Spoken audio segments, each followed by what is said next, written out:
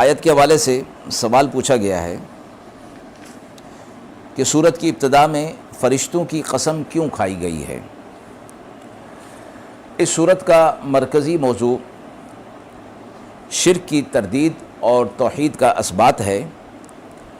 اہل مکہ مشرکین مکہ فرشتوں کو اللہ کی بیٹیاں قرار دیا کرتے تھے، تو ابتدا میں فرشتوں کی قسم کھا کر ان کے وہ اوصاف بیان کیے گئے ہیں جن سے ان کی مکمل بندگی کا اظہار ہوتا ہے، یعنی اللہ کے حکم سے وہ فرشتے صف بندی کر کے عبادت کرتے ہیں، اللہ کے حکم سے شیاطین کی بندش کرتے ہیں، اللہ کے حکم سے اس کے ذکر کی تلاوت کرتے ہیں۔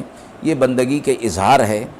مطلب یہ کہ فرشتوں کے ان اوصاف بندگی پر غور کیا جائے تو یہ بات سامنے آ جائے گی کہ اللہ تعالیٰ کے ساتھ ان کا رشتہ باپ بیٹی کا نہیں ہے، بلکہ بندہ اور آقا کا ہے، خالق اور مخلوق کا ہے۔ اس لحاظ سے فرشتوں کی قسم ان کی عظمت کی وجہ سے بھی اور ان کی بندگی کے اظہار کے لیے بھی اٹھائی گئی ہے۔ وآخر دعوانا ان الحمد للہ رب العالمین۔